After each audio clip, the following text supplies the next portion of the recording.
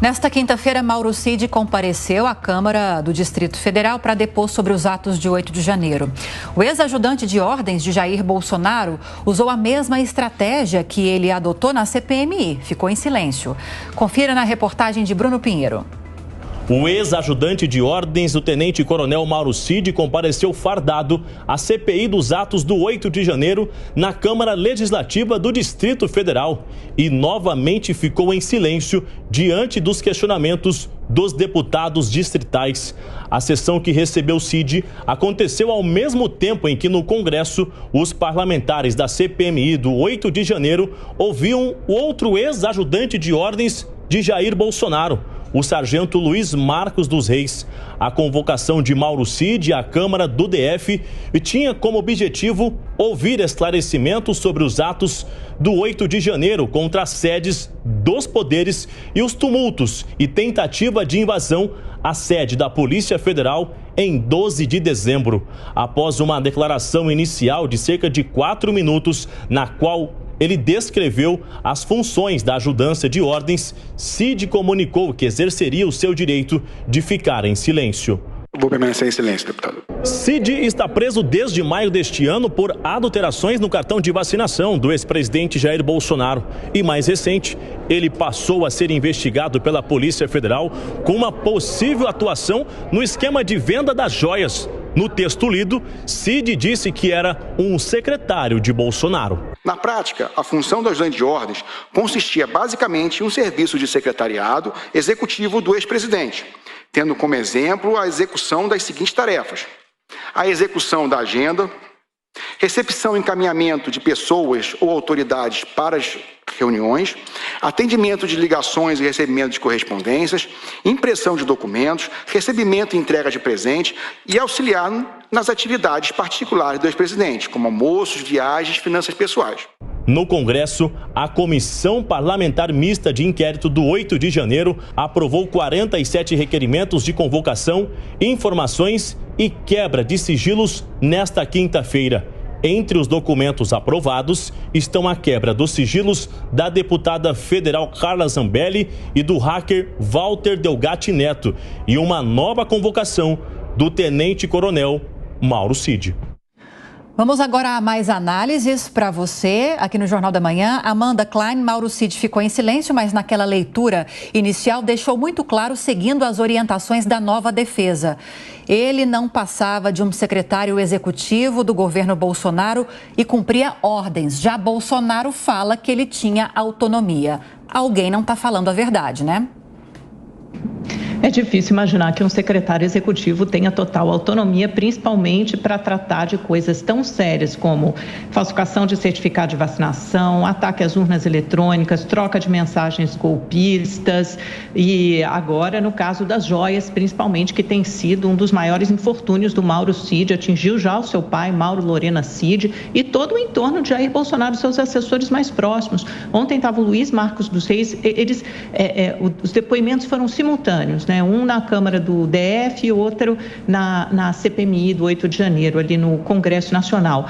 O cerco está se fechando, se fecha cada vez mais em torno do Bolsonaro, uma série de investigações que se sucedem e andam de forma paralela, mas todas parece que desaguam no mesmo rio, da formação de um grande grupo, de uma organização criminosa que estava imbuída da prática de diversos crimes, desde venda de joias, de peculato, de apropriação indevida de recursos públicos, de enriquecimento ilícito, até ataques às instituições, à democracia, às urnas eletrônicas e diversas maneiras, vertentes, caminhos para tentar chegar a um objetivo comum, que era um golpe, que era não deixar o poder. Isso fica muito claro pelas quebras de sigilo telemático, telefônico, fiscal, bancário, e ainda tem muita água para rolar debaixo dessa ponte. Você veja, 4 celulares apreendidos do Frederico Wassef, outra operação ontem contra o filho do presidente da República, por outros motivos, pela Polícia Civil e não pela Polícia Federal, Polícia do Distrito Federal, mas também surge um e-mail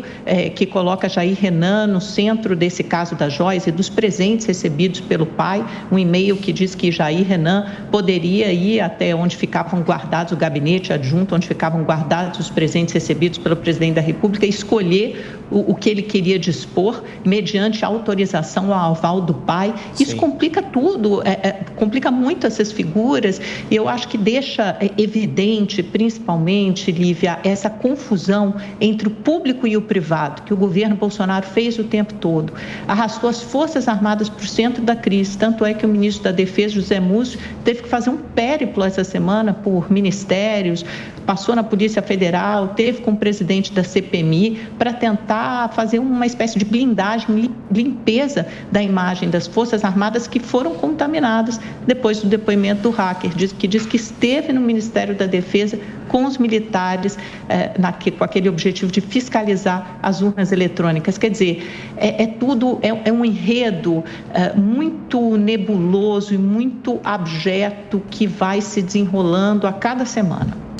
Ô, Beraldo, você concorda com a Amanda? Tudo isso vai complicando a situação desses envolvidos, inclusive, no caso, o Mauro Cid pode mudar algumas versões e dar outros esclarecimentos por causa da mudança dos advogados da defesa? Olha, Tiago, são coisas separadas, né? Essa questão da imagem das Forças Armadas que a Amanda citou, na verdade, não é esse caso e o périplo que ela menciona do Zé Múcio para resgatar a imagem das Forças Armadas, não é assim que funciona. Quando a gente teve a Constituição de 88, feita naquele calor do fim do regime militar, as Forças Armadas, que foram tão atacadas pela esquerda brasileira desde a década de 60, elas ficaram numa posição que foi sendo enfraquecida. E, de uma certa forma, isso foi sendo visto com bons olhos, os investimentos foram minguando e agora a gente teve, no governo Dilma, por exemplo, instalações do Exército, das Forças Armadas funcionando a meio período, que não tinha nem dinheiro para comprar comida para os soldados. Então, realmente chegaram numa situação de muita fragilidade institucional.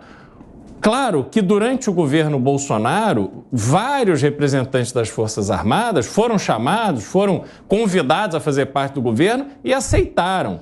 Aceitaram assumindo cargos não em nome das Forças Armadas, mas no interesse pessoal. Alguns estavam na reforma, outros sequer estavam reformados, ainda estavam na ativa, o que é um erro. Então, sai muito ensinamento desse episódio de envolvimento de Forças Armadas com o governo, porque ficou claro também que não é assim que se resolverá o problema e não é assim que se fortalecerá as Forças Armadas. Forças Armadas precisa ser uma força independente. E do ponto de vista da Presidência da República, o que fica claro é que faltou à gestão Bolsonaro o senso de institucionalidade, compreender que a instituição Presidência da República e o Brasil precisam ser respeitados em todos os momentos, sob todos os aspectos. Porque, óbvio, a gente olha para o governo PT do passado, com petrolão, com mensalão, bilhões e bilhões sendo roubados de dinheiro público, a gente não encontra no governo Bolsonaro as mesmas acusações com as mesmas dimensões, mas há uma questão institucional de comportamento, de trato daquilo que é público, pouco ou muito.